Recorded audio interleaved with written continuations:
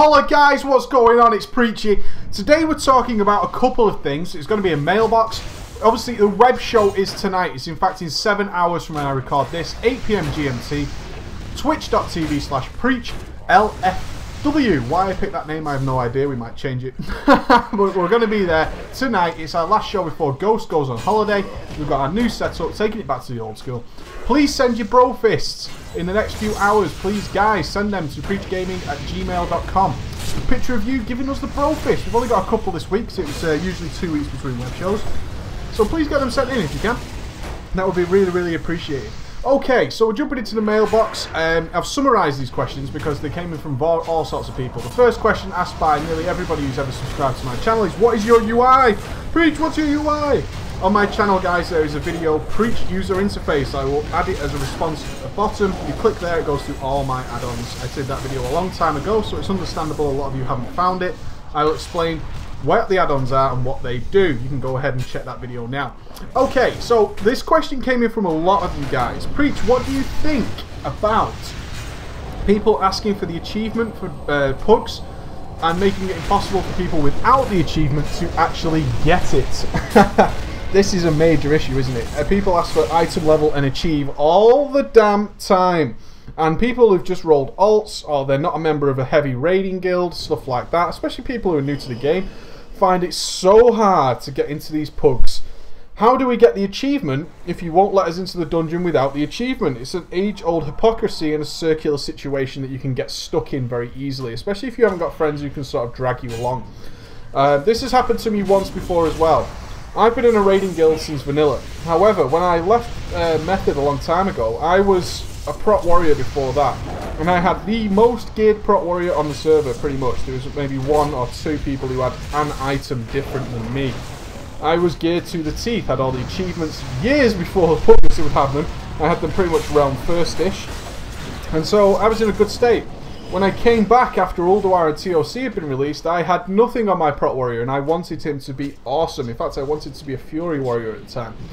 My warrior had nothing, and I was in this situation the same as you guys. I really was, and it's desperate.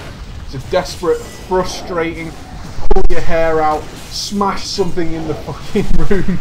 It's so grim. I really hate it, and I understand and sympathise and empathise with the position you guys are in. So how do we do it? The only way to get past this, if you don't have access to someone who can drag you along and show you the fights, is you're going to have to do this yourself. You're going to have to run a group yourself. Now, this ties into a lot of other questions about how to lead a successful pug, which is why I've summarised these questions together. This is going to be taking on a ton of responsibility, guys, and what was the first thing we taught each other in our very first videos is ballers are different from regular players because we go the extra mile. We are the guys who are doing our interrupts. We are the guys who do the purges. We are the ballers that make things happen without people even realising it's going on. That is what makes a baller. A baller is a guy who takes it to the next level and does that extra bit. Not only do we do our role, but we're reading the situation as well, and we are adapting and we are thinking about things before they become a problem. That's what makes us different. That's what this channel is dedicated to doing. So, how do we do this in a pug situation? This is going to be a long one, guys, and you're going to need to probably re-watch this video and listen to it again, which is awesome for me because you get to listen to my sexy voice. But we're going to take you through it step by step about how this is done. I have done it in the past and it works. So this definitely does work, but you're going to take on a lot of responsibility yourself. First things first, you need to now research the hell out of the boss fights. The hell out of them. You need to know exactly what's going on and how it's countered. Why? Because you need to know how to tell people how to do this. Rule number 1, when you start inviting people to your pug group, usually a 10-man, you go with this assumption. It's the same assumption we have when we're tanking a heroic. Everybody you have just invited, regardless of item level, regardless of achievement, regardless of cool transmogrification, hasn't got a clue what the hell is happening in that dungeon. You assume that from the start, guys, and that takes a lot of stress off yourself in wondering, oh, I wonder if some of these guys don't know what's going on. You simply assume that nobody knows what's going on. That makes your life easier. It might sound like it makes it harder, but it doesn't. It means you're going to cover all the angles. That's the important part. You need to be prepared for the idea that everybody in your group fucking sucks. And don't be afraid to think that there's going to be wipes. And don't be afraid to think that your first time out is going to fail. It's going to take you maybe a few tries to actually find a couple of people who are decent. But there are ways of retaining the good people and fishing out the bad. And we're going to get to that shortly. So, equipment. I feel like we're cooking a cake. Equipment you will require for running a successful pug. You will require a pen and paper at your side while you are doing it. You will require a lot of macros. For Dragon Soul 8 bosses, you're going to require around 11 macros, maybe 12, depending on how well covered you want to be. So, first things first, how do you get people? The thing you want to do is you want to say, looking for more, Dragon Soul 10-man normal, no achievement required. This will attract a lot of attention. This will sometimes put off people who are regular puggers who have the achievements, but trust me, people who are pugging all the time, 1 in 6 or 7 of those people is going to have the biggest ego in the world and will think they own the place. Now, their first thing them people will do is inspect you, see you have no achievement and go, "Lol, raid leader doesn't even have it achieve." Yeah, right, so what? And what? Doesn't matter. I'm a baller. I'm well prepared. And as soon as you start getting that kind of attitude, kick him from the group. It's not needed. You don't need people who are going to be playing God in your dungeons. You don't need it. They're going to start questioning everything you do. It's going to make the whole thing more stressful. So as soon as you see an egotistical comment come out of anybody in that group, get rid of them. And then point out to the rest of the group, we don't need egotistical people in this group. We're going to get this achievement for ourselves. That's going to be the best thing for you. Some people might leave. It might take you a couple of hours to get a group together. Remember, puggers have the God-given right to drop in and out whenever the hell they please. You have no idea who's on the other end of that PC screen. Whoever is behind that character could be the biggest douche in the world. They could be the youngest kid in the world who has to go out in 20 minutes and thinks, oh, I can jump into a Dragon Soul normal and maybe get an item. That's fine. Accept it, guys. It could take a little while to get your group together. And like I say, the first couple of times it might not work, but we'll get there in the end. Trust me, because you're going to start attracting a lot of great people. And that's what's important. The first thing you're going to be doing is, again, is looking for more Dragon Soul 10 normal, no achievement required. And I would ask for a decent 5-man heroic item level. I would. As much as stupid as that sounds, I would ask for that. The second thing I would do is get to a training dummy, and I would ask them to do some DPS on it. I would invite them to the raid. It's like, cool, I'm stood at the training dummy. Can you come and just do 5 minutes of DPS while I'm inviting the rest of the group? And they might say no. They might say, I'm not doing that. Well, fine. You're not coming. Simple as. Simple as, guys. Tell them to get lost. Fine. If you can't show me that you know what you're doing, cool. Training dummy DPS, if they can do 15 to 16k training dummy DPS, you're fine. That pretty much says they have a general idea about what the hell they're doing. It really does. If it comes to healers, just get them to throw... Can you just throw a couple of heals on me for a few seconds, please? And then have a general idea, especially after you've been watching my basic guides, of what the hell those healers should be doing. If that Resto Shaman is not spamming, is not keeping like Riptide on you and maybe Earth Shield and stuff like that, you know something's wrong. If that Holy Pally is just spamming Divine Light, constantly making himself healing you, then you know there's something not quite right there. So on and so forth. The same with the Resto Druid. If he's not putting 3 life blooms on it, just pretend I'm a tanking, can you heal me please? And just see what he does. And if you just start spamming his biggest, heaviest heal to go, lol, my heals are awesome, and his mana's running out, then you can probably guarantee that guy's not going to be on the ball. You know, simple things like this are going to allow you to see the difference. It's all about how they play. Just watch for these things and be aware of what the classes can do, guys. Very important. This sounds like a lot of work and overkill for a normal pub, but trust me, this is going to build into a long-lasting and healthy way of running pubs, and maybe even starting your own guild. Remember, you've now become a raid leader, guys. You've just initialized yourself as a raid leader. People don't like being a raid leader. They like to be the casual one in the group. They like to be the guy he's just there to do some damage.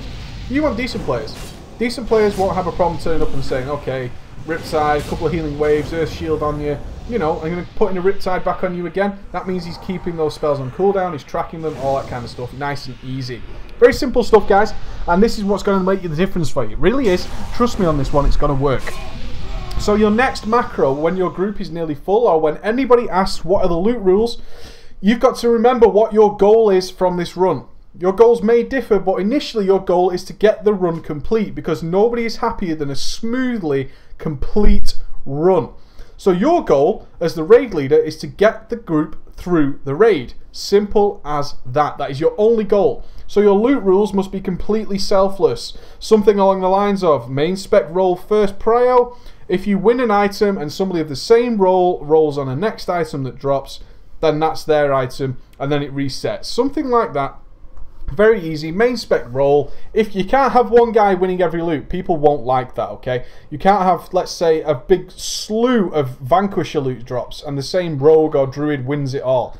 People won't like that. It's unfair. It is unfair. The roll system itself doesn't work, but it's the best we've got. You're going to turn Master Looter on and say, okay, we've got Shoulders of the Vanquisher or whatever it might be. Roll for it. See who rolls. Write down their name, guys. You should have your pen and paper at the ready. You should have a list of the bosses, and you should just write down their name. That guy won a loot then, and then he rolls on another Vanquisher chest later on, but so did the rogue. Then fair enough. That goes to the rogue, and then it resets. Something as simple as that, guys. Really, really easy.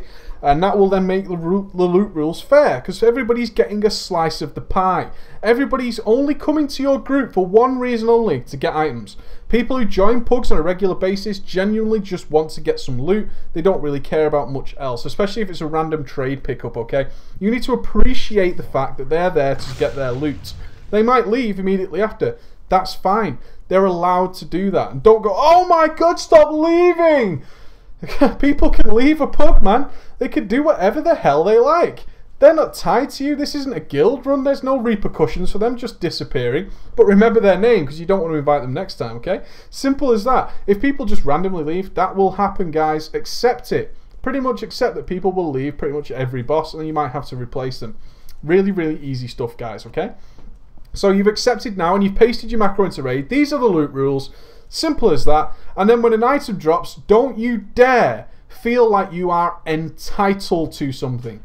Yes, you are doing more work than everybody else. Yes, you put this group together. Reserving loot and feeling entitled to a item out of that run, that is bad. People will note that you are a greedy raid leader. Even if you feel you are justified in what you're doing, you roll the same as everybody else. And if you lose, you instantly give the item to the other person.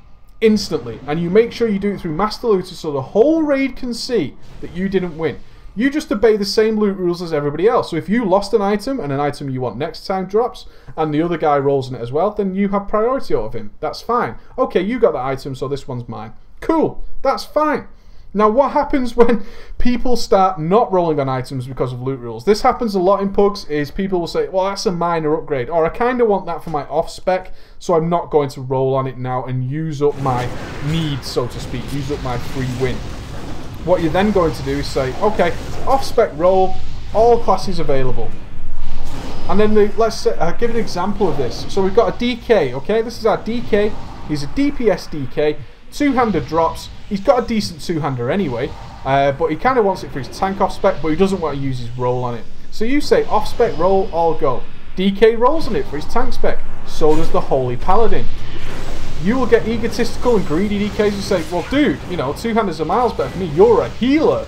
So what? If you didn't want it for your main spec or to roll your need on it, that's fine. The healer as a ret off-spec has as much right to it as the DK as his tank off-spec. Or whatever other reason he might justify to himself. Remember, people truly believe they deserve loot.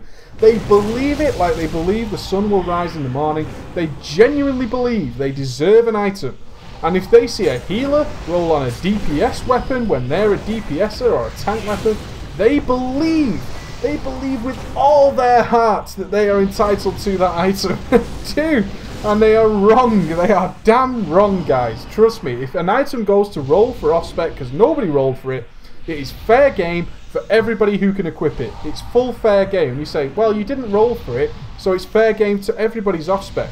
Simple as that. Now, that guy might leave the raid. What you've just done, however, is shown 8 other people that you are a fair and just Master Looter. That's what you've done. So it doesn't matter if the one guy who causes you rage is the person who drops out, because the other 8 people are seeing this guy's genuine, this guy's fair, he's giving the loot out as appropriately. I've no problem with that. And that's what you're after, guys. A lot of the things that I try to explain to people with people who are trolls and people who rage all the time is those aren't the people you want, and you should not give them your time of day. You really shouldn't. You're focusing on the other people who don't act like that and appreciate what you're doing. So that's your looting done. What about all these other macros, Preacher? What else do I need? You need to be the guy who checks out every single boss and how it works, and every boss you will have a macro ready. You can do this before you even start invites. You will have a macro, probably about 5 or 6 lines with the boss name, what's going to happen that can kill them, that's what's important, and then the roles of each person. So let's say it's Morchok, first boss. Your first line of your macro will be something like Morchok. Second line, Black Blood, we hide behind the stones, and tanks will swap every 3 debuffs. And then you will go, healers, assign people, tell them what to do. People like this. Trust me. The majority of the WoW player base does not want to have to make a decision. They don't like it. Most often you'll find when you say, guys, this is a choice between you two, they won't make a decision and you will have to do it. So skip that part and make the decision for them. So your healers might say, you've got Bill, Bob and Ben. Ben, you're focusing on the tanks. Bill and Bob, you're going to focus on the raid and throw some tank heals when necessary. Just do that in your first line. Just assign the healers. All you need to do is say, Bill and Bob, raid healing, Ben, tank healing. And they will naturally throw heals on lower people anyway. Really easy, but now your tanks are covered and the rest of your DPS is covered. When you say crystals, you might say cast the DPS plus healers, soak the crystals. Done. Cast the DPS and healers now know to do that. Melee DPS, tunnel the boss. And the melee DPS are happy with that, because that's a natural course of action to do. Really easy, guys. This gets more difficult if you're trying to do pub heroics, but then you're going to be looking for some very specific people indeed. But for every boss you're going to do this, and make it simple. Very simple. If it's something like Ultraxion, debuff fading light, ensure you click heroic will or you die. Tanks, when your other tank gets fading light, tank swap. Easy as that. That's all they need to care about. Let the healers worry about the rest. If you want to assign healers to specific crystals that drop, I don't think that's necessary. So different healers benefit in different ways, and they're generally going to be quite fine by Ultraxion. The guys are going to be talking to each other a little bit. Create a friendly atmosphere, nice and smooth, nice and specific. That's what you want to do. Everybody should know what they're doing beforehand. This will also work in another way. When people aren't doing what they've been told to do, they are very easy to replace, because the other group will go, let's say in the faction of the healers with Bill, Bob and Ben, suddenly Ben isn't doing raid healing, he's doing something completely bizarre. Okay, well the other guy who was also raid healing was like, dude, you're not really raid healing, you're supposed to be helping me on the raid, I'm doing too much work here. Okay, now you've spotted that that guy's probably not paying attention, he's not doing whatever he wants. And so he's not doing what you want, and that's what's important, guys. People should be doing what you want. Understand that, okay? You are the raid leader. You are in charge. You have the God-given right to kick people from your group whenever you feel it's necessary. That doesn't mean you are a tyrant, and you should be kicking people who disagree with you at the first notice. Some people have good opinions. The idea is to weigh up whether that opinion is good, or whether what you're thinking is the right way to do it is the right way to do it. Very, very easy, guys. And this is what your other macro should be. You might get a longer macro towards Madness of Deathwing and stuff. There's lots going on there. But that is something you can pre-prepare for, okay? And if you want, I'll do a full video guide on how I would do this. You let me know in the comments whether that's something you want me to do. So now you're getting through the dungeon. You've lost a few people. You've had to go and replace them. And perhaps that group fell apart because people couldn't be asked waiting for you to replace. That's okay. That's fine. You're working closer and closer and closer to getting there. Every boss kill is another part of the achievement to getting to where you need to be. And as you get further and further into this and you start feeling more comfortable, because believe me guys, you're going to feel so uncomfortable when you do this. If you've never raid led before, this is going to feel so awkward and like you're doing so much work. And trust me, you are. You're doing so much more work than everybody else for very little reward. That is actually part of raid leading. And it's why raid leaders are incredibly frustrated when people don't really listen, pay attention, and do what they've been asked. Okay? It's understandable why raid leaders are known on Ventrilo over YouTube raging so hard, because they've been telling people what the hell to do for so long. People don't do it. It's a nightmare because you've got another million things to be worrying about, including loot drops, making sure the group is going fine. and I would assign a time when we will have a 5-minute break, usually at the after World Traction. Okay guys, we'll have a 5-minute break after World Traction. Please try not to AFK before there. And if people are AFKing on you, kick them. Kick them. Ask them, why are you AFKing all the time? Things like, oh, I'm having lag issues, remove them. Remove them from the group. People who are having constant lag issues, and you guys might find this hard, like, Preach, that's really harsh, I have lag issues. Lag issues are the #1 cause of wipes in a lot of fights. They really are. Dragon Soul Normal is not a difficult instance by any means. It really isn't. And people who say I'm lagging is often an excuse for poor play. How many times have you seen people making a ton of mistakes then DC, and the next day when you finally get them back, it's like, oh, my PC started lagging really bad and I DC'd.